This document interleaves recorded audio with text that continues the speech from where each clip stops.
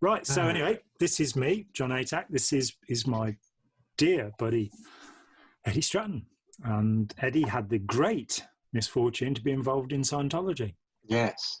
And we're just going to randomly wander around some of that material. So when did you get in and how did you get in? You told me that last time. That was about beer, wasn't it? That you found that if you went into Division 2, how did you move in? Because you were in the Tech Training Corps, weren't you? Yes. Yeah. And that was at Birmingham, yeah? Yeah. I got recruited by a Sea Org missionaire who was the temporary executive director at Birmingham Org. Yeah. I had actually left staff and I was working. I had a civil service job, which is like gold dust, you know, having a civil service job, bloody hell, you know, and a career path. And this missionaire went, right, you get to go Class A, OT3, and you don't have to pay for it. And of course, it's not that easy. Oddly. Nobody's going to buy you your bridge to OT3, and nobody's going to co-audit you. Well, as Ron Hubbard said, the work was free, keep it so. Yeah. I'm not sure what he meant by the word free, but in this country, the work was very expensive. Keep it so. Keep it so. So what was the catch? You know, I mean... Well, you've got to join the Technical Training Corps. I went, yeah, okay, I'll be there before 2 p.m. on Thursday. I will be at St. Hill checking in with the Technical Training Corps IC. Yeah. In charge. So that's where I ended up, at Technical Training Corps office in St. Hill. I'm there Thursday, 2 o'clock, with an hour to spare, because I'm always early. I've always been early to everything. Yeah, a premature human being. Yeah, I'm a bit previous. Yeah. So I turned up at St. Hill and checked in and did the observations, the obs. Basically asking you to grass on everybody who's in your org. Yes. My org was Birmingham, you see, so observations that tell us everything that's happening in Birmingham and tell us who's on staff and what they do and who does what to whom and, you know, what's going on. Are there any affairs going on that nobody knows about? Anything that's possible blackmail material, I guess. Oh, you cynic. Yeah, I'm a bit jaded. So for the good of their little Satans. So you do that, and then you do a life history where you write down everything that you've ever done in your life. They published 2 of mine. Yeah. So much for confidentiality. And probing as well. I ask you about your sex life and what you did and with whom and, you know, for how long. Yeah. And, you know, and your drug life. And, yeah, everything that you've taken from an aspirin on. Yeah. There's no blackmail included, though. I mean, as I say, I did 2 of these because they wanted me to, the second one, they wanted me to run a celebrity centre in Manchester. I can't remember what the first one was for, but they went to the then Guardian's office, which became the Guardian's Office of Special Affairs afterwards. And so you've got it's an employer-employee confidentiality. It's a priest-penitent confidentiality. It's a counsellor-client confidentiality. The only one it's missing is the lawyer one, which is the only one that's actually legally true. And I found out they were showing these letters to people, you know, that, oh, you don't want to talk to John Atack. And I made the terrible mistake of suing them and losing. Yeah, yeah. Without ever getting to court to talk about, you know, the evidence, because they're really good at slimy stuff. But, yeah. So you wrote your life history, which is probably quite long by then. Yeah, yeah. I was about 24 at the time. So you'd had sex with one or two people by then, probably. At least two. At least two. And you'd taken aspirin, Tylenol, or paracetamol, as we call it, and horrible things like that. And of course, I wasn't qualified for the Sea Organisation because I've taken LSD. Lucky. So did L. Ron Hubbard, of course. But yeah, of course. He wasn't in the Sea Organisation. He made the games. He wasn't playing the games. Yeah, he wasn't on the pitch at all. No. There's a difference between the game maker, the player, and the pieces. The pieces don't know the rules. The player knows the rules, and the game maker doesn't have to follow the rules. L. Ron Hubbard, Philadelphia Doctorate course, as you likely remember, knowing your prodigious memory. Yeah. The most important single statement in Scientology, that the game maker doesn't follow the rules. It's like Freud never had a psychoanalytic session. Why would he need one? Yeah. He didn't have a libido. Had no thanatos, Don't need that. I'm superior. Hubbard did have a lot of auditing, but doesn't seem to have done him any good. Yeah. Still, life histories, you've arrived, in the tech training corps, but you cannot join the Sea Org. Not allowed to join the Sea Org. They tried to recruit me because they tried to rip everybody off. If you're going down to St Hill to study on the technical training corps for your org, let's say it's Birmingham or Sunderland or London, you've come down to St Hill, the first thing they do is try and rip you off from your org. Because you're actually going to be a course supervisor or an auditor in your org when you go back to your org. Your org is supporting you while you're, and the first thing they do is try and rip you off with the Sea Organisation. So putting your organisation in a condition of danger in terms of the ethics conditions by bypassing them. Bypassing them completely and saying, we want you for the CLO. Yeah. The Continental Liaison. Is it office or an org? Office. Yeah. Continental Liaison Office. And they're the first Sea Org that you kind of get involved with. They run the outer organisations on the phone. You've got a programs chief who's saying, are you doing your program? Which is a set of orders. Each post in the org has a set of orders, and that's their program. Yeah.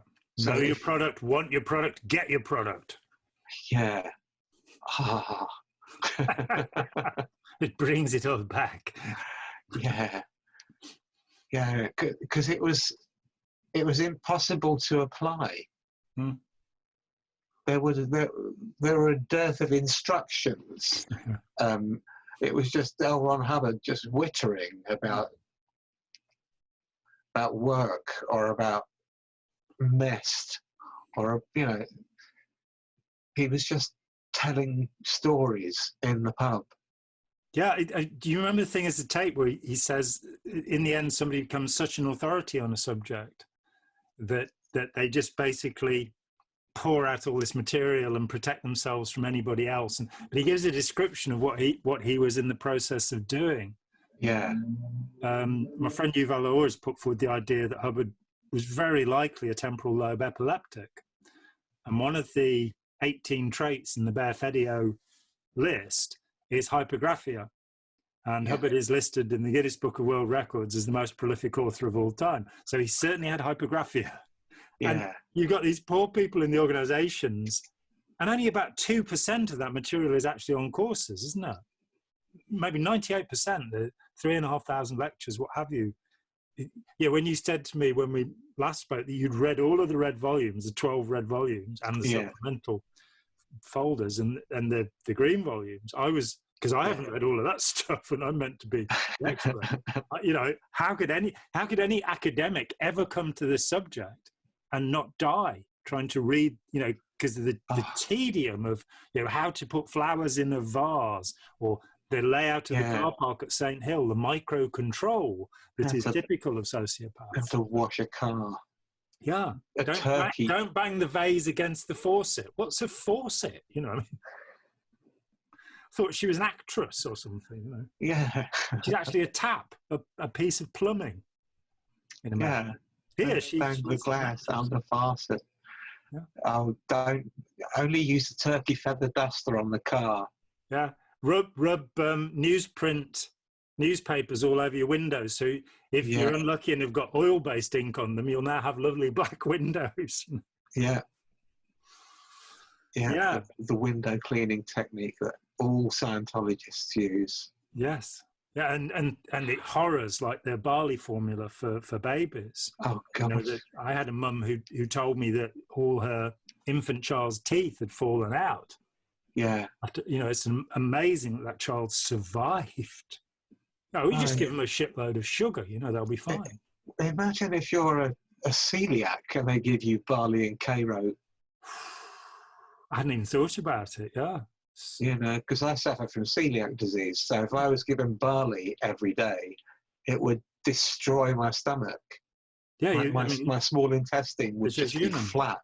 Yeah, all the folds. And of course, before celiac disease was isolated in the 50s, the banana disease, 1 in 3 kids would die in childhood from it. And you know, I too have a touch of celiac disease. You sadly have it far worse than I do. And but I was at the normal age of diagnosis for this country, which is 48, when I worked out that I'd got it. And you were diagnosed as a child, weren't you? And then some idiot doctor told you were cured. Yeah, when I was 17, you're cured, mate. You can eat anything you like. Go off to McDonald's. There's a good lad. So off I went to McDonald's. Ate everything I wanted for the next sort of 17 years. In my mid-30s, all of a sudden it comes slamming in. There's this nausea and listlessness and pain, and joint pain, and you know, it just comes slamming in. And I'm thinking, well, what could this be? Because I've forgotten about the celiac disease, so I was cured. Yeah, absolutely. You've been healed and raised from the bed. Yeah. This messiah of a doctor cured me. But my partner said, I think you have celiac disease. And I said, oh, do you think? Maybe I do. Because she's diabetic and she knows all about celiac disease because it's linked. Diabetics often contract celiac disease. Oh, I didn't know that. And vice versa. I think it's the same gene. Or the same group of genes, because we're getting into real complexities now, aren't we? All the clever stuff. Like they thought they'd got the sleep gene, which is the periodicity 3 gene, the PER3 gene. Yeah. And some guys got the Nobel Prize for it. Though I talked with a sleep doctor who'd never heard of it, which was a bit frightening. But then they found the CRY genes, which are also clock regulating genes. So it's like they found the suprachiasmatic nucleus, which means the thing underneath the chiasmatic nucleus, which is a great technical term, supra. They found that and said, oh, that determines all of the body clocks. And then they found that there are somewhere over 1,000 locations in the body. So it's all very complicated, isn't it? Too complicated for my small brain. But yes. So anyway, going back to Saint Hill. Back to Saint Hill. Well, that evening, after doing all of this boring observations and life history and stuff, and just sitting there writing for several hours and just waiting with your bags, waiting for orders, I guess. You don't know where you are, you don't know where you're going, you haven't got a host, you just sort of sit around in the technical training corps office and wait. Later on, at about 10 o'clock, somebody said, you need to get the bus. So I get on this bus and it takes me to this huge mansion that's sort of windows missing and it's sort of derelict. But was that Stonelands? Stonelands, yeah. I mean, it's like a derelict mansion, but with people living in it, like they've come across this sort of ruined mansion and gone, all these squatters in navy uniforms. It's like a very bad movie. Yeah, and you sort of wander about a bit. As you come in, there's somebody with a huge tureen of soup, and it's like this Soylent Green soup. Auschwitz soup. Oh dear, and it's awful. So you have some soup, and you sort of hang about in this huge mansion, and they say, right, the TTC, they stay out in the shack at the back of the derelict house. So you have to wander up the garden with your bags. I had a guitar as well. Inevitably. Yeah. So I've got my bags and my guitar. I go up this garden path to this sort of shack. Led up the garden path, yeah? Yeah. Literally. And there's this shack made from bits of wood that have been sort of jemmied together. You know, there'd be a door here and that doesn't open, it's just part of the wall. A Sea Org member can do anything, hatted or unhatted. And that includes building shacks. Building shacks. It was an old playroom, and they'd sort of expanded it, an old nursery. So they turned it into a sort of a 4 or 5 room dormitory, and each room would have 6 or 7 people in a room this size. You know, you'd have 6 or 7 people. Actually, the rooms were much smaller than this. So you were just crammed in and cramped. And when you go out the door, you're straight into the mud. So people are always tracking mud into the place. You know, you've got to wear footwear at all times because there's mud on the floor. And then you have to clean it every Saturday morning. You have to make it spotless, white glove, the whole bloody thing. And you have to clean the field. that really got to me. You have to clean the field in front of the shack at cleaning stations every Saturday morning. So you get up at 9 and you clean the field. Polish the blades of grass. It's absolutely absurd. And then you go and get the bus at midday to St Hill because it's a half day on Saturday. You still have to go in and study, but it's just from 1 o'clock. Just from 1 o'clock. Did you do all day Sunday? Yes. But it's like the old slavery days, 6.5 days a week, 12 hours a day, yeah, something like that. That's right. And you've got sort of a 3-hour window to clean the field, do your laundry, go to the shop, buy some toothpaste. You know, stand upright in your wheelbarrow and pretend you're Bodicea. And it's back to work. Forward. Yeah. So we're in this. I'm in this shack, and there's a bunk bed, and there's a few guys from Zimbabwe in this room. And a guy from the northeast, and there's me, and there's somebody else, a Hungarian. And we're all disparate people just thrown together into this room for God knows how long. We didn't know how long we'd be in this situation. Where do I put my guitar, for God's sake? There's not enough room. Tiny room. 6 bunks. No guitar stand. Oh, it's dreadful. So every day you have to get onto this bus. You get driven to St Hill. You study. And then at 10 o'clock at night, you're going back to Stonelands.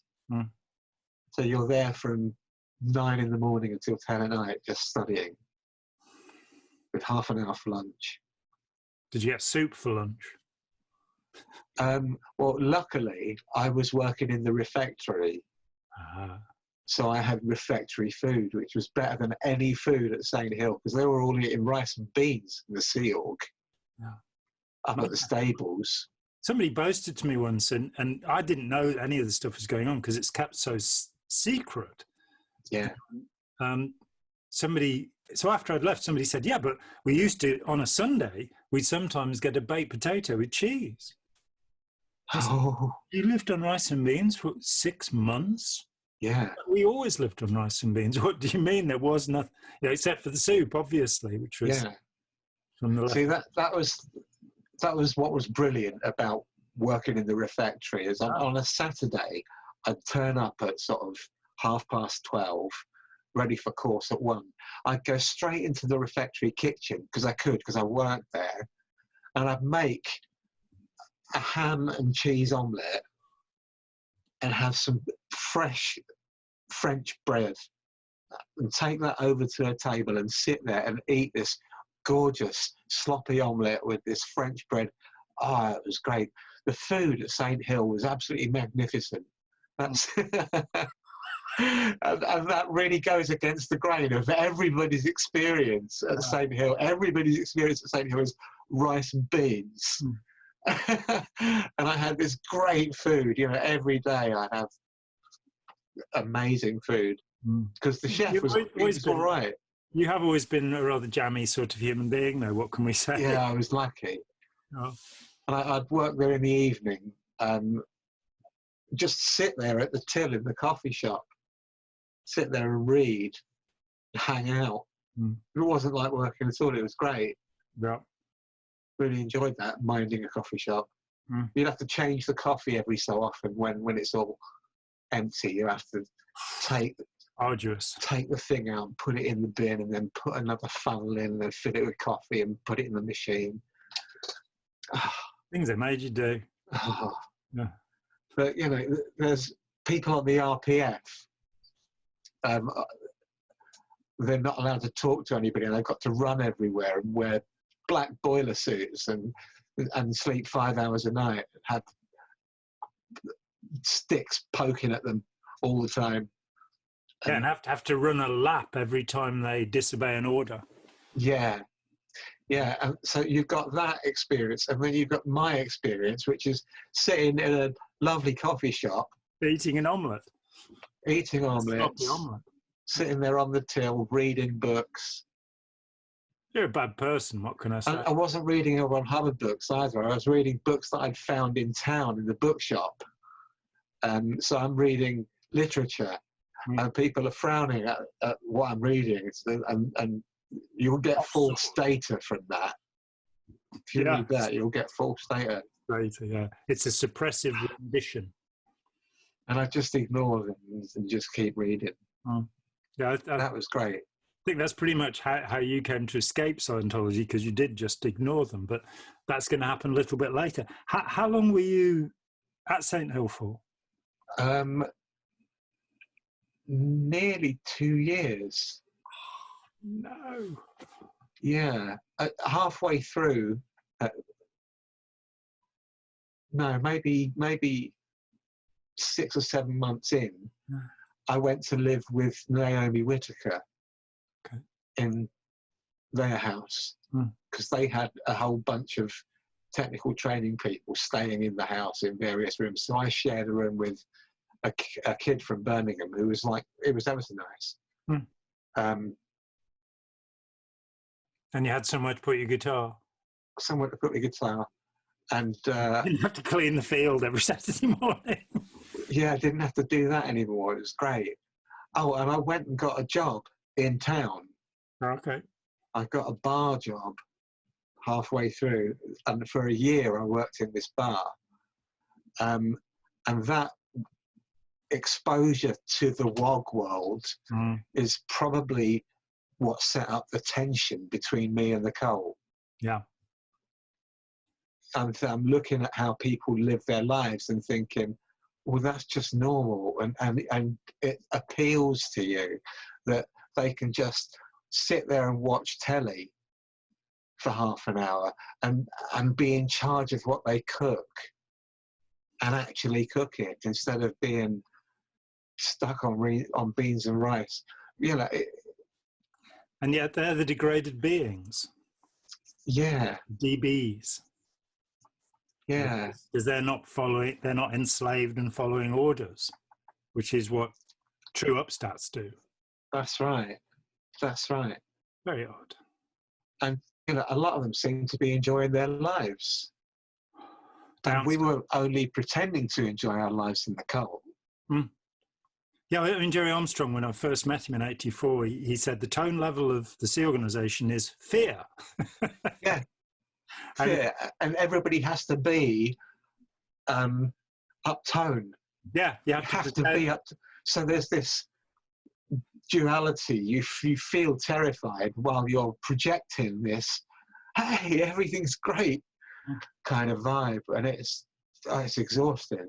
Yeah, it creates a permanent dissociation. I mean, psychiatrists would probably like to call it depersonalization, where you become two separate entities. I mean, Freud had his super ego and id going on, but that you are.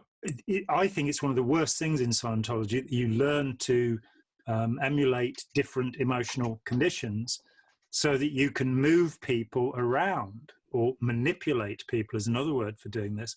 The one that bothered me was when you're doing the dissemination drill, where you're learning how to recruit people, that you actually move them down deliberately, that you meant to. I could never bring myself to do this, but you go half a tone lower to bring them down and bring them down, get them into the worst possible state, find their ruin, and then bring them to understanding, which is, and the understanding, if I got it right, is you need to do a Scientology course.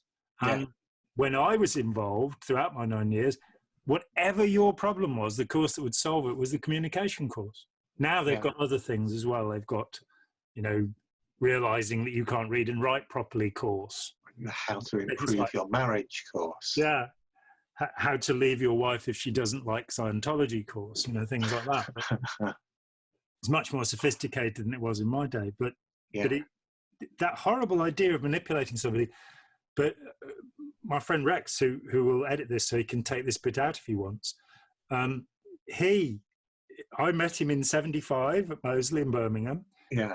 He left. I didn't see him for 30 however many years or however long. And then this lovely guy gets in touch with me again. And, he's a real pleasure and a delight. And he says, he did bull bait and all of that stuff. And he was a bit anxious before when he got involved. He'd panic a little bit. And he found that he could just switch this off and everything else. Yeah. That you can dissociate completely. And I've now met so many people that they learn this skill. And then you read accounts by people who've been tortured. And you find, this is what they do. They dissociate. They go into a little panic room inside themselves and shut the world off. The problem is that you lose... Go for it, get it. There's a moth. Yeah. Leave the thing alone. What's it ever done to you? Unless it's a clothes moth, in which case... It is. Oh, well, that's all right then. You're just saying that, aren't you? Well, there's holes in the carpet. Yeah. They've made holes in the carpet. It's not very good. It's not. My daughter's just had carpet furniture beetles in her house. Oh, no. And had 2 weeks of abject terror. Yeah. Doing these awful things off. I'd never even heard of them. Yeah. So there we are, off into moths and carpet furniture beetles. What on earth were we talking about a minute ago? Rex. And so I've met now, and over the years, and quite a number of people who just learn to dissociate. The problem is you lose control of it, and that when anything traumatizing or reminiscent of past trauma, PTSness as it's called, post-traumatic stressness, when something comes along, it happens automatically. And it can happen while you're driving the car. It can happen anytime. And it's one of the things that you have to undo afterwards. I mean, I cannot believe. I mean, your experience. You escaped, and you were even vaguely rational by the time we met. Having thought about it, you really did escape from the mindset, from the way of thinking, where most people don't. Yeah, most people they pull the top off the wasp sting and leave the venom in there. Yeah. Because they think, well, if I don't speak in the loaded language of Scientology, which is quite hard to not do if you've been fully immersed. You worked in a bar. I was public. I was never on staff, so I had to deal with wogs, as Hubbard called, rather nastily called, raw meat, dead in the head wogs. The common old garden towards people of other religions in Scientology. But so I didn't have this happen to me, and I was mystified as I met just one person after another who'd had just the most awful traumatizing experience. They could realize that Ron Hubbard was actually a pathological liar, that he was somebody who quite evidently frequently contradicted himself. You didn't need to look to his school records to show that he was a liar, or his military records, all 800 pages, which I read twice. And the second time, actually, with a guy who'd been in the Navy at the same time and was able to tell me exactly what all the codings meant and what have you. And they don't mean what Fletcher Prouty said they meant. Swine. But he was paid well for it. To tell us that Ron Hubbard had been dipped with a sheep or something. But people, you could get it over to somebody that Hubbard actually was a malevolent human being, but they still have to think, yes, but what he gave us is the road to freedom. Yeah. And it's freedom from what? It's freedom from independence, freedom from thought, freedom from proper feelings, freedom from proper food, except in your case. Yeah.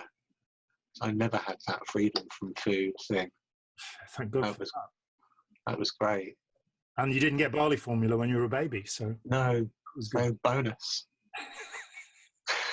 So there you are. And so being on the technical training course, you actually did all of the counsellor or auditor training into class 6, and you finished the class 6 course but didn't do the internship.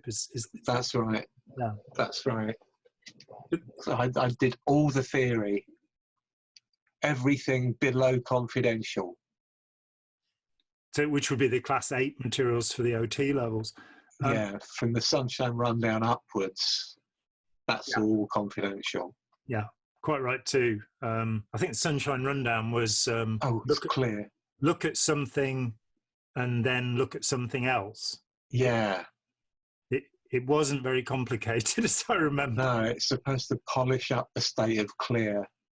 Yeah, it certainly polished up my state of clear. But that I don't think they have natural clears anymore. I think that was outlawed in the end. Yeah, they banned it. They banned natural clears. And I think they might have done something about past life clears as well. I think they should do, because we had Nora Beth Crest, who was wonderful at Toronto in 2015, and she was, at 14, I think, attested to past life clear. Yeah. And she said the change in people's attitude towards her, she was just this little teenage kid before, but now she was this super being. You could make up stories about having known Ron in a past life, but of course you can't tell those stories, because rather brilliantly, Hubbard has prevented you from talking about your memories, because that's right. Anything like that, that's your case. That's your case. So you can't talk about your case freely with anyone on any subject except a suppressive person who you can't talk to because you're not allowed to. You're not allowed to talk about your case, your problems, your past, your memories. Yeah. And of course, you can't talk about Scientology because that's verbal tech. Yeah. But if you want to talk about the weather, you can do it freely with almost anyone, because only 2.5% of people are prohibited to you. So it does seem to be quite a lot of Scientologists were suppressive, as far as I could tell. It seemed to be more like 10%, maybe more than that. That means that you listen to somewhere over 300 Ron Hubbard lectures? At least, probably 450. And that seems to ring a bell.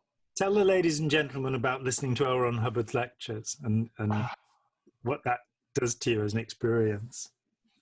Well, he wanders around the houses when he says anything. So if he's talking about the E-meter, he'll come up with a story about something not connected to the E-meter. Eating candy floss 75 million years ago.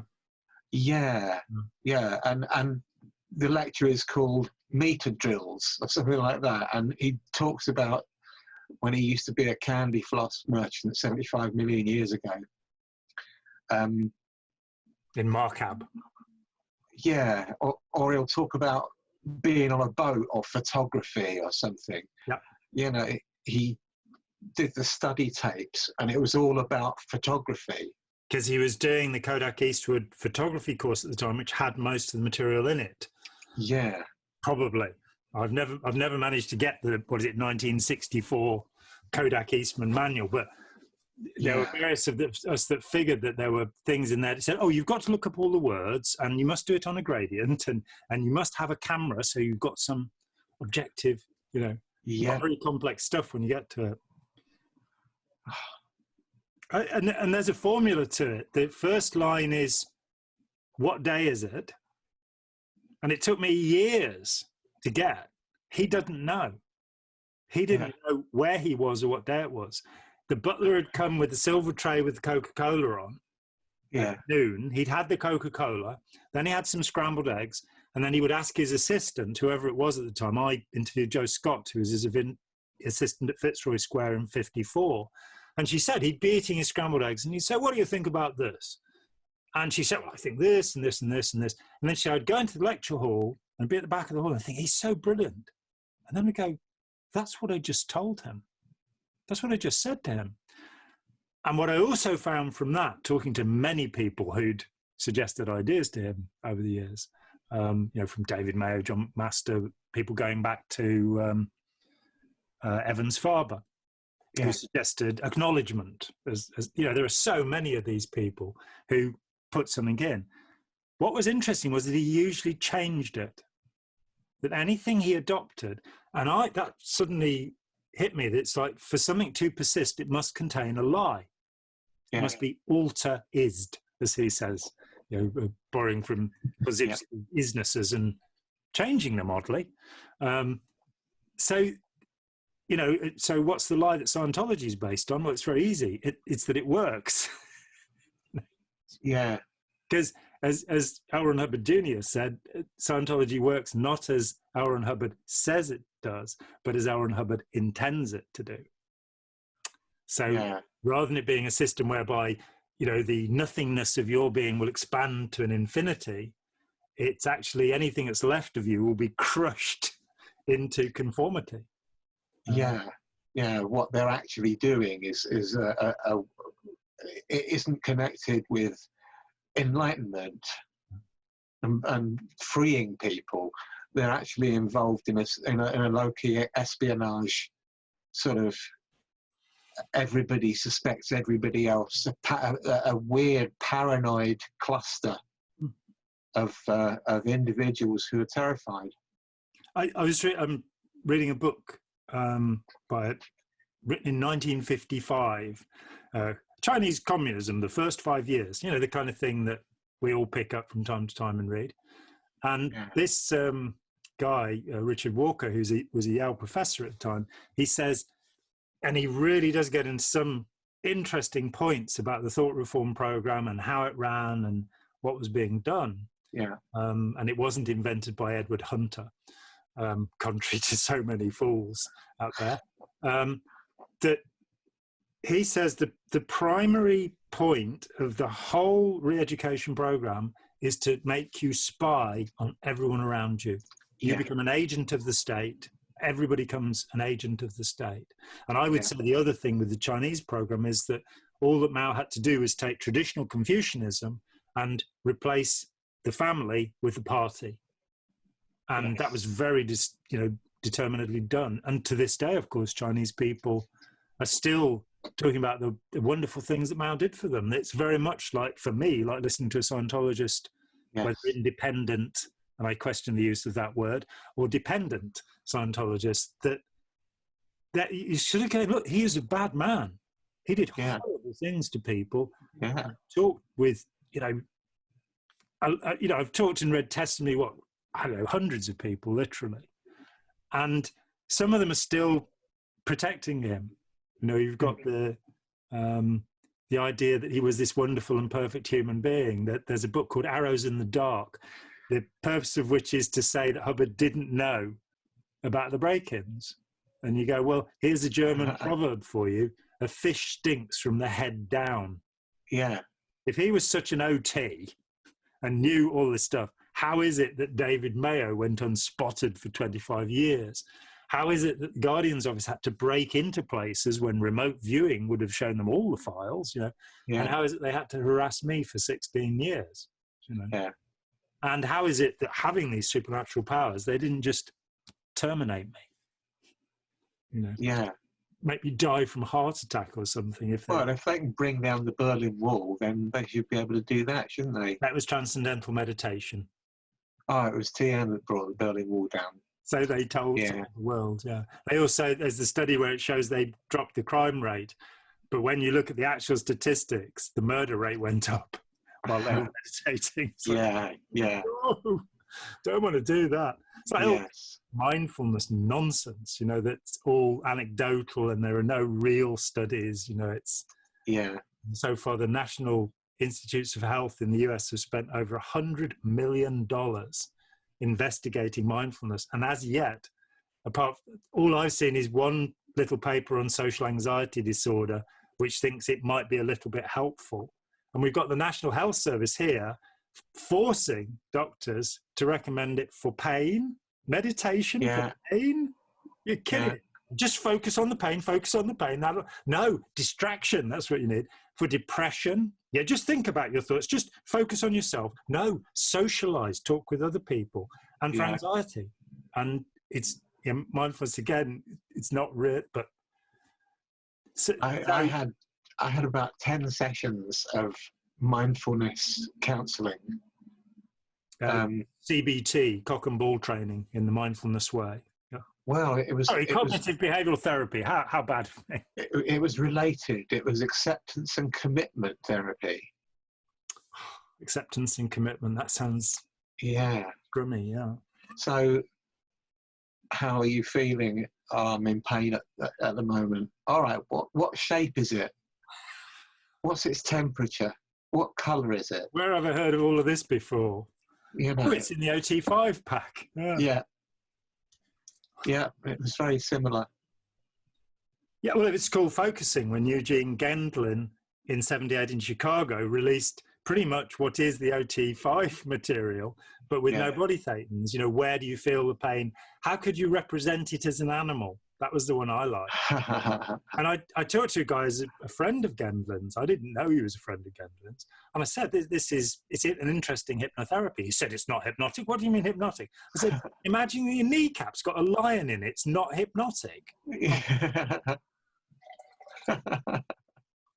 Guided imagination. That's all there is. Okay, so, and... Very hypnotic. Hannah Whitfield, who was at St. Hill and saw some of the briefing course lectures, when she was at Toronto, she said he'd do this thing. He'd come on the stage, he'd say, what day is it? Because barbiturates and amphetamines can make it a bit foggy for you, especially if you drink a lot over the top of it and smoke 100 fags a day, 100 cigarettes, I should say, for our American. Yeah. Because we don't want them thinking we're doing anything with... Smoking fags. Smoking fags. He'd come on stage, say, what day is it? Then he'd announce the title of the lecture, and then he'd do this thing where his arm would go up in the air, and he'd be off on the story. And I'd never heard that before. That was incredible, because, again, if you're talking about a temporal lobe epileptic, you're talking about him inducing a seizure in himself. Like Michael Murray in GBH. Do you remember that? Yeah, it had Michael Palin in it. Right, it did, didn't it? As a headmaster or something. He was brilliant. He was Palin, Michael Angelis, he was in it. Angelis, yeah. And Michael Murray had that going on. Yeah. Robert Lindsay had this arm that could just shoot up involuntarily. Yeah. Well, I looking at I was reading a thing where an epileptic was talking about how to stop having a seizure. Yeah. And it was remarkably like certain Scientology procedures. Yeah. Has he found his way into this? I mean, as temporal lobe, he wouldn't have grand mal flapping around on the floor seizures. You wouldn't have often all you can see is an eye flicker with a temporal lobe epileptic. Yeah. But he seemed to induce a condition. And as he so often talked about having done automatic writing when he was a younger man, it's right there in the lectures. Yeah. That's inducing a state where you believe you're possessed and channeling something else. Joe Scott, the woman who was his secretary in 54, I interviewed her 30 years after she'd been with him. I interviewed her in 84. She was great. And she said, there's this one thing, it's been puzzling me all these years. He told me that Dianetics, he didn't write Dianetics, the Modern Science of Mental Health, that it was dictated to him by the Empress. What did that mean? Yeah. And it was a lucky coincidence that I was able to say, well, that was his tutelary divinity.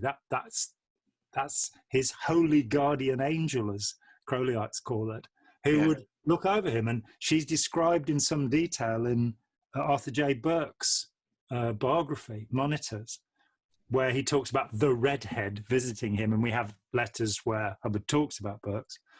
And Burke's is this wacko character who's a major in the Marines who poured out pulp literature. I think he's got 800 titles to credit, and was a kind of minor mystic. And he believed in the little its, these little beings. And he said that Hubbard could see them.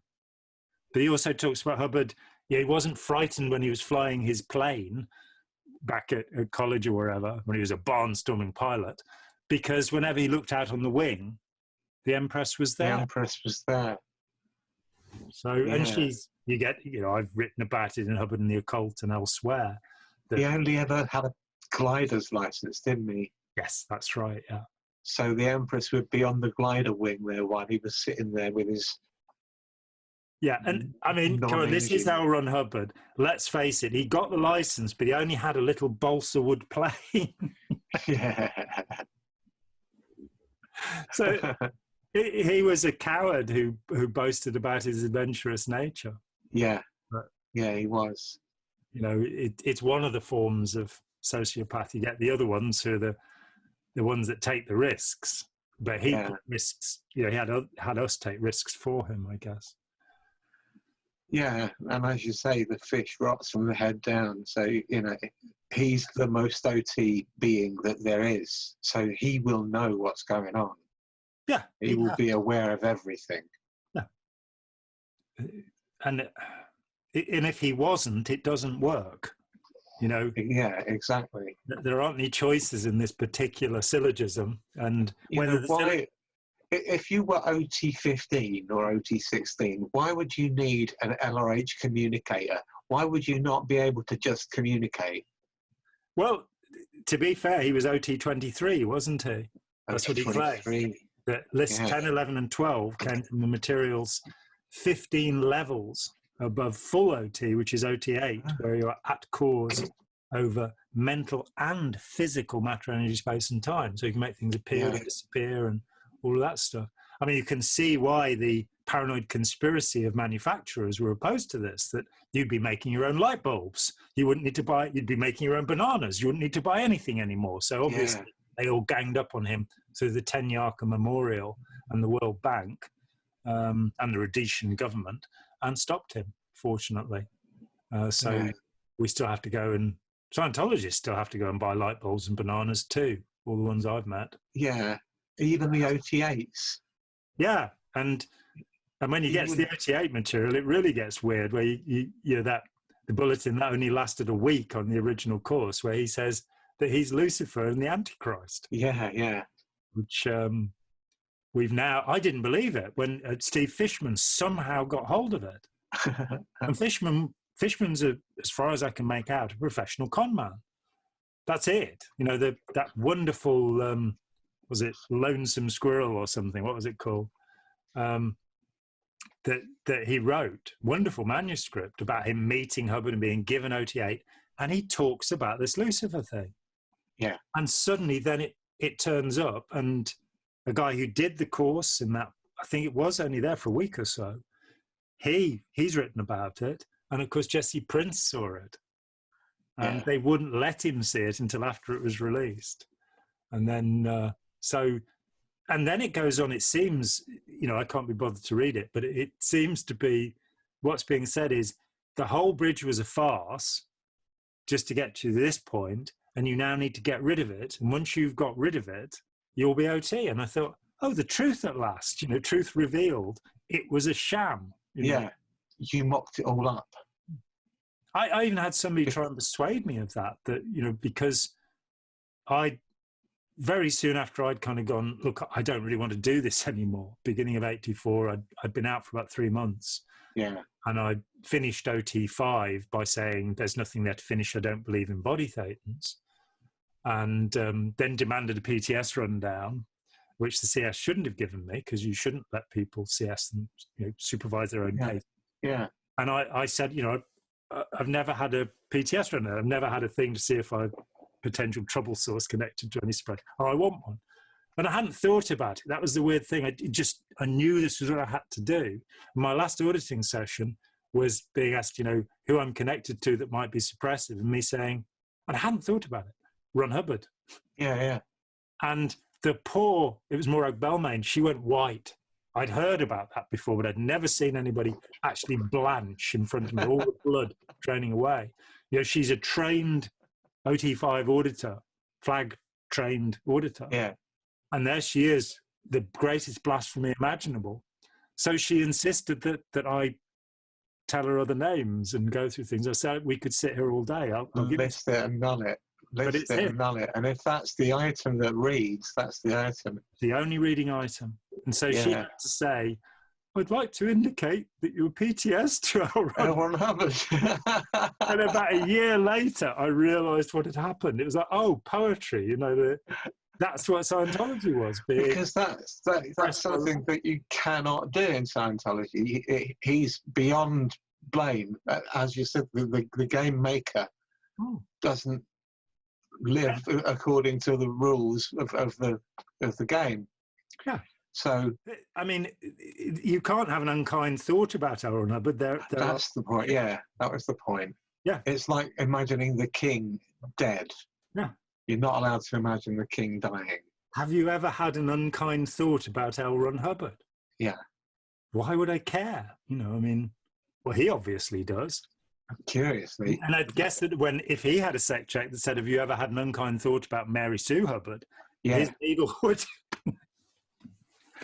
the poor woman, she went to prison to save him, and he never communicated with her again. Letters were sent to him from her. They'd be photocopied, and he'd given instructions that all of the N theta, all the negative material, be cut out. And so he'd get these letters that read, Dear Ron, love Mary Sue. Yeah. And he wouldn't see her. And she went to jail for him. Yeah. She took the rap, so not a very nice person. Not a very gallant man. No. Their code of honor about your integrity being more important than your immediate life. It's like your bank balance is more important than other people's integrity. There are different rules. So with the lectures, occasionally he'd say something. But as you say, so often there'd be the introduction, this is the title, the story about Candy Floss, or ramble. The Navy, or there are limited number of, it'd be a past life in space opera, as he called it, or it'd be the Navy. Yeah. Or, about him. There's the great one about him beating up those 4 kids when 4 brothers. And Russell Miller actually went there and he got their birth certificates. And I can't remember how old they were, but he was 8 years old.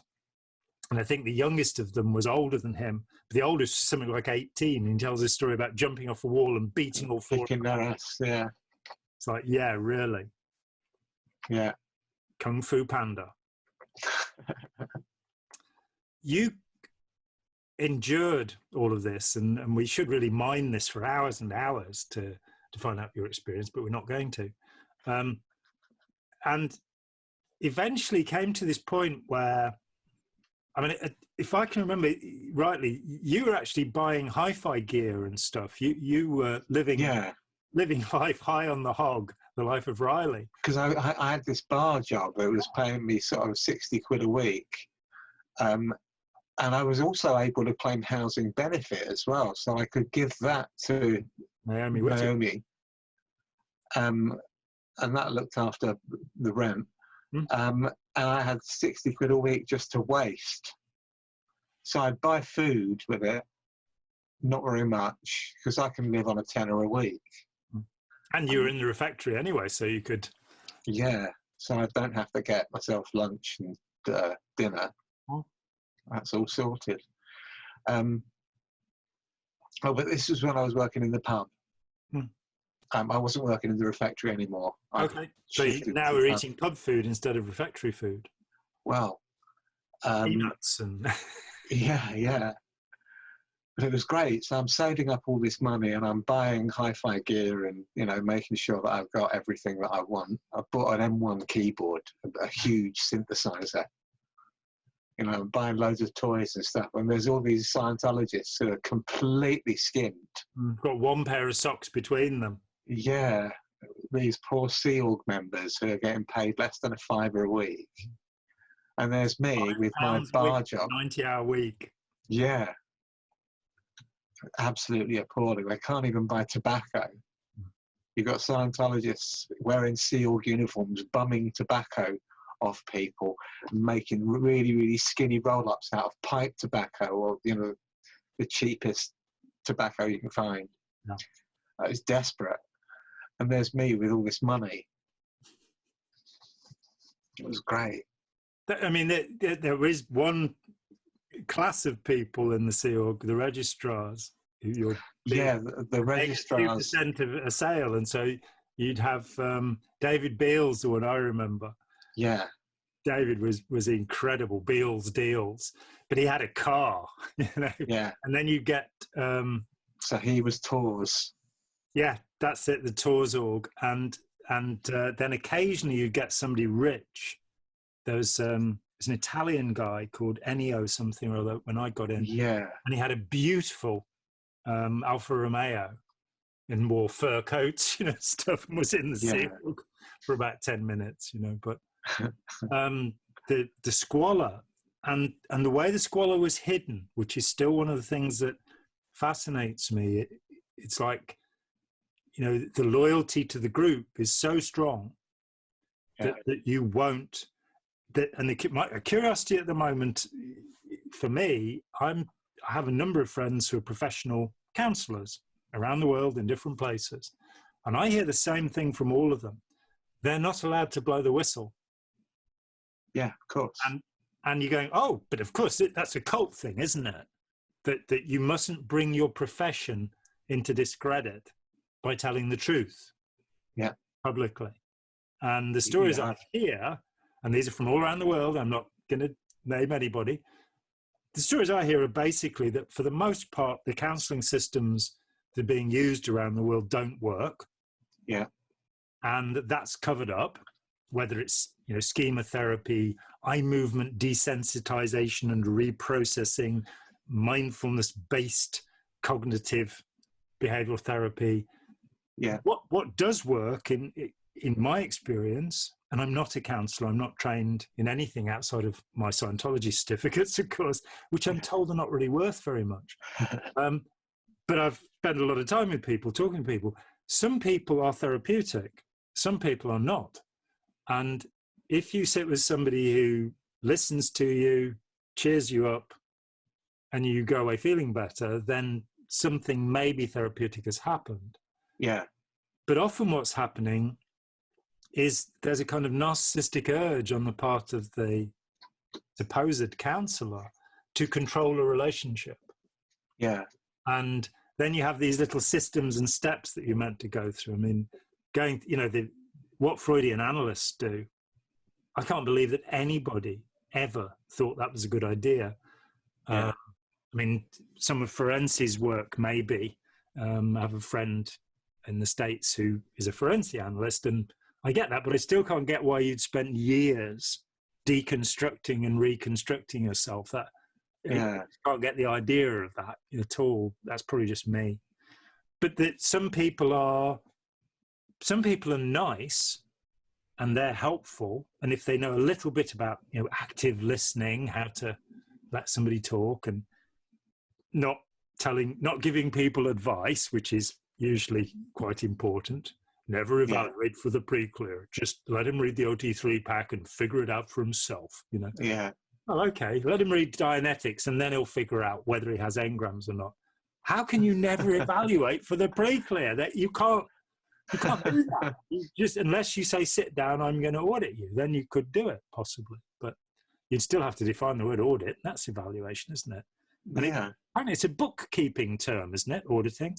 Yeah. It's about paying money to people. It's a very clever system, this Scientology. You know, we will audit your accounts, and they will have nothing left in them when we are finished with them. The infinity of your money will have been reduced to the zero of the physical universe. You know, through our magic. But you came to the end of this 2-year period of which should have been a period of poverty and destitution, and wasn't. Yeah, it wasn't. Apart from the first 10 months or so in the shack. Yeah, the lawn cleaning period. Yeah, that was appalling, and I couldn't wait to get out of that. And once I got out of that situation and got my job in the bar, it was great. Yeah. And I'm surprised it was 10 months, because having known you for quite a long time, since 1996, you are somebody who tends to say, I'm going to have that, and go and get it. You're not somebody who sits around and waits for things to happen. So that you lived in that environment for 10 months surprises me. But that you got out of it doesn't surprise me at all. Yeah, I don't think it occurred to us. I don't think we were allowed to move out of Stonelands. I think we were supposed to stay there. And then all of a sudden, Naomi said to me, there's a space in my house if you want to move in. And I was like, I'm allowed to do that now.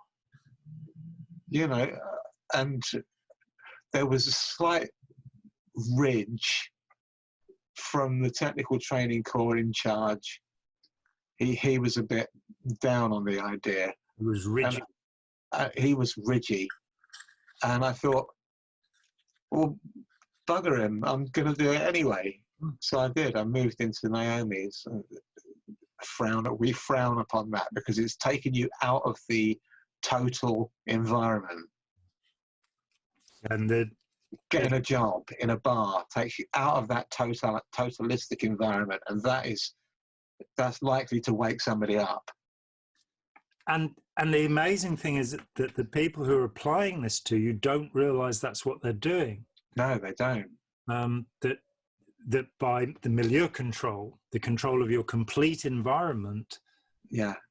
You know, my friend Steve Hassan, he has that, you know, the bite model, behavior, information, thought and emotion are all controlled. Yeah. And some years ago, I said to him, we could actually say that thought and emotion are aspects of behavior. I know it was Festinger who first separated them out. I don't think you can differentiate thought and emotion in a human being. I think that's a seems to be linked. We are subjective, but whatever. But you could substitute time and environment at the end, because if somebody controls your time, you're always knocking on doors, selling the Watchtower, or going to meetings at the Kingdom Hall, or what have you, Bible muster at 9. Oh, muster! Tell us about muster. Muster's great fun. You have to muster. Yep, and you all get together and you do a locational first. Yeah. We didn't muster too much in the TTC, but we used to observe the SEAL mustering in the turning circle. Yeah. On Sunday mornings, particularly, they'd all have to run to the turning circle for their muster, and you've got ancient SEAL members who have been there forever, since the 50s, and they're running with everybody else. Like this woman, she was 90 years old or something, and she's running with everybody else to the turning circle at St. Hill. Yeah. And no prisoners. They don't carry any weight. No, you just chucked out when you get to the point. You just chucked out. And then you're told, I had an actual case of this, then you're told that even though you've done the OT levels and all of that and been devoted, you will be caught by the implant stations before your next life. And so you have to, I think she was told she had to find £35,000 to ensure, because of course in the implant station they'll strip out all of the good stuff you've had. Yeah. I mean, I don't remember anybody.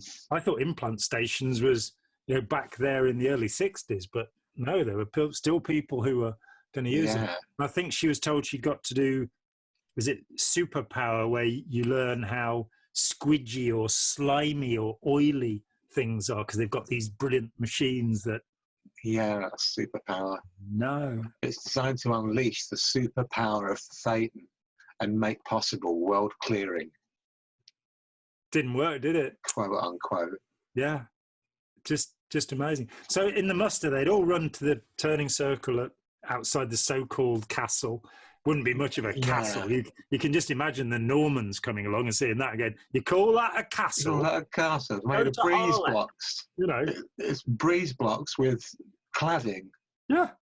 So that's essentially what it is. And it had to be torn down and rebuilt by Captain Bill because they didn't put the foundations in. I worked with the guy who was running estates, as they call it there, renovating the Manchester Deansgate building for a month, which was an experience. And I was in charge. I was the renovations in charge, you know. Because I was doing my house up, so I must be an expert on the Renos I see. Renos I see. And this guy, who probably better remain nameless, told me about the slack. You know, he's like, I said, right, so to paint these skirtings, we'll need a primer, an undercoat, and a top coat. He said, oh no, we just put the top coat on. But well, it'll crack and fall off. Yeah, it doesn't matter. That'll be next year. You know? And the whole castle was built this way with his mentality. But so they'd muster on the turning circle on the driveway outside the castle. Yeah. Yeah. And what would they do, including the 90-year-old? What would they do then? I've forgotten. Because the ones I remember is you first of all do a locational, you know, look at that sky, touch that sky. Well, not actually the sky. That was Jimi Hendrix, wasn't it? Yeah. Used while he kissed the sky. Not kiss this guy, as he... No, kiss the sky. Well, he didn't do things like that. That would be terrible. It would be, especially on a stage. That would be illegal. Yeah. Though, oddly enough, Sha Na Na performed at Woodstock, you know, so... Yeah. What a strange world we live in. And they were great. But you know, touch the person next to you or smile at the person. Yeah. Which is a general guided imagination procedure that brings people into a point where every time I give a talk, every time I want to do a locational on the audience. Yeah. Every time. Right. John, you must not do this because... Stamp your feet on the ground. Yeah. Make sure that the ground's there. Right, good. Now grab your chair. Grab it tight. That's it. Now stamp the ground again. Now, okay. Now lift your arms up. Okay. Now look at me. Yeah. Okay. And you can see it. You're here. You can see it when it happens that they get this kind of euphoria. And when you go off and read about hypnosis and you find out about the euphoric state, a little bit, you know, that you're bringing a group unity and it is a way of doing it. And then the other thing I know about musters is you do get the thing I did before, which is the name your product, want your product, get your product. Yeah. And then you read some little Hubbard maxim and you Chinese school, you repeat the things back. Yeah, you get them all ready for the day. And it's like Kirby vacuum cleaner sales or something. The muster is to sort of pump you up and get you amped up so that you're enthusiastic about the day and you ready to go on post and produce. I watched the movie Glengarry, Glen Ross. Oh, crikey, yeah. The other week. And it has the Kevin Spacey, who we're now not allowed to mention at all. He's been cancelled. He's no longer one of the great actors of the generation, but it also has Jack Lemmon in it. Jack Lemmon is magnificent in Glengarry, Glen Ross. Isn't he? He's absolutely brilliant. He's better than Pacino. Yeah. And Pacino is astonishing in it. But Jack Lemmon, you just, you know, and you really, from Pacino and from Lemmon, if you then think about the Scientology registrar, the person who's selling stuff to you, this is what's going on behind the screen. I mean, my first wife during the last year in Scientology, she did the registrar sales course, and it's very unusual for public people to do that, because, and I remember sitting down with the pack and going, "You're kidding me." Yeah, it's almost confidential. It's I did the registrar's course, and the definition of hard sell is something that the public shouldn't really know. You should be keeping that stuff under wraps. Well, yeah, I think I have. Actually used a piece of L. Ron Hubbard's scripture at this point. This is L. Ron Hubbard on the subject of hard sell. The governing policy of Scientology, as stated by its creator, is to governing policy: make money, make more money, and make other people produce so as to make money. Yeah, that's the governing policy. Scientology sales staff are trained extensively in hard selling techniques and have no compunction in pushing followers into remortgaging their houses to pay for Scientology courses. Many former members can testify that they were financially ruined by their involvement in Scientology. Recently, the cult, I'm afraid I do use the word here, has declared assets of $4 billion to the American tax authorities. It's believed that it holds about the same amount outside the US, yet members of the Corsi organization work a 90-hour week for a few dollars, surviving on substandard food in overcrowded lodgings, which I think are points we've covered here. Hubbard said this of his Scientology courses: advanced courses are the most valuable service on the planet. Life insurance, houses, cars, stocks, bonds, college savings, all are transitory and impermanent. Advanced courses last forever, well, until you reach the implant station, and give immortality. They give immortality, right? Yeah. There is nothing to compare with advanced courses. They're infinitely valuable. Yeah. Transcend time itself. I'm not sure how you do that. In fact, called What is Life Worth? The Importance of Hard Sell. Hubbard said, hard sell, capital letters, he's shouting, is a must, capital letters, in dissemination. Hard sell is a must in dissemination and selling of services and materials. In another dispatch, he says of hard selling, you tell him that he is going to sign up right now and he's going to take it right now. One does not describe something, one commands something. You'll find that a lot of people are in a more or less hypnotic daze, and they respond to direct commands in literature and ads. Hard sell means insistence that people buy. And Hubbard made his notions, it keeps going. The gift that keeps on giving. Hubbard made his notions clear in this passage. Never, capital letters, let anyone simply walk out, and never let a student leave or quit. Introvert him like a bullet. Further, you have to be willing to invade privacy, very definitely. Recruits don't have any rights. In internal issues, Hubbard derided non-members as wogs, an English racist term, and called them dead in the head and raw meat. I go on to say it's often been asserted that Scientology and Dianetics are hypnotic in nature. Hubbard made his own point on this subject. You can control men like you would control robots with those techniques, Scientology techniques. We've got some new ways to make slaves here. Yeah. Philadelphia Doctorate Course, 1952. And anybody who wants to contribute to my vast funds, for $10 they can buy a copy of that. But that, in the registrar sales course, which uses Les Dane's astonishingly hideous work, the thing that got me was, that really got me the first time I saw it, was the tag team selling, where you find out that when you're in the registrar's room, there is a microphone linked to the room next door, where the second salesperson is listening. And my wife was taught to do this. It's on the course. So you realize that you've been spied on, and then the second person comes in at the appropriate moment in the tag team, and they record these things. But as he says, you've got to be able to invade privacy. Or you're just a degraded being, basically, if you're not willing to invade privacy, like a compassionate human being would. And that's those kinds of things. And the OSA kind of thing where you go and harass people, I'd never have done that. No, and it wouldn't have ever occurred to me to go along with that kind of thing. No, and I'm I'm very grateful I never did. That I've met people whose consciences will haunt them. Yeah. Forever, because they went there. They went there and they did things to people that were really awful. And the decent ones among them, I had some guy who's in the counter-cult world and who I'd better not name, and he said to me that if a soldier wept at the thought of his fallen comrades, he wasn't healed. And that sounded very much like L. Ron Hubbard. If he wasn't enthusiastic, if he wasn't up to tone 4 about all his mates being killed, then he wasn't clear.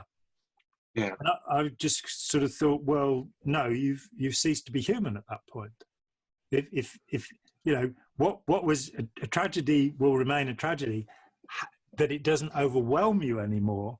Yeah. And that you can, but my father at Dunkirk, at Normandy, and in the liberating force at Belsen, it's no wonder that he had 10 years of screaming nightmares afterwards. And that would be that's normal. That's proper. If you could shut that out and not feel anything, as Scientology anticipates they will teach you to do, and they do. Yeah. I've told this story many times, and I've probably told it to you before. The reason, the proximate cause for my departure from Scientology was I received a phone call one Saturday from the ethics officer, the master at arms, and he insisted that I go in. Now, to put this in context, it had often been insisted that I go in to an organization, and I'd never done it before when I was ordered to do it. But this guy convinced me I'd got to go in because he said it concerned one of our mutual friends. And I got there, and he said that there is a rumor that our friend is going to be declared suppressive. I was a bit surprised. I didn't really know this guy, knew this other guy, but he obviously knew that I was mates with him and this kind of stuff. And he said, so, we're going to have to, this is a bad thing. And I was sort of, I'm going home now. You could have told me this on the phone, because I was a bit surly. Like, well, you do need to do a PTS rundown if you know this guy, if he's going to be declared. As soon as possible. But he's sort of saying, this dear, kind, lovely man that he'd known for 15 years at this time, I think it's 15 years by then, is going to be declared. And the vibe is that we need to do something about that to make sure it doesn't happen. A week later, I get the call, come in, got to come in, can't tell you over the phone. It's like, oh, okay. And he says, he's been declared. And so I said, what are we going to do about it? And he said something like, oh, these people can be so sneaky. And I said, where's the suppressive person declared that explains what he's done? They said, oh, there isn't one. So I said, well, how do you know this? He said, oh, he's on a list of names. 600 and something people, later expanded to 900. Yeah. That's it. And I'm kind of going, you've known this guy all these years. You bothered to call me in because you wanted to do something to help him. But as soon as you're told by the grand authority, the great poobah, that mugwump, whichever term we want, that this person is a bad person, doctrine over person, ideology over experience, as Robert J. Lifton said, your own experience, which of course eventuates in the truth rundown in Scientology, something that neither you nor I saw, where any disagreement you have with Scientology, this is a process where you will admit that you're wrong. Yeah. I saw, Ron kissing somebody. No, you're wrong. Yeah. So your own experience is pushed down and the belief of the organization becomes superior. I think it's a bad thing. I'm coming after this conversation. I'm thinking that maybe Scientology might be harmful to some people in some ways. Yeah, I'm getting that vibe. In a distinct spidey sense. Maybe this would be an opportune moment for us to close this conversation so that we've still got about 6,000 hours more to conversations. Yeah. Okay, it's been a real pleasure talking with you, Ed, and we'll record something else again soon. We will reconvene. Thank you for listening, as Elron Hubbard said.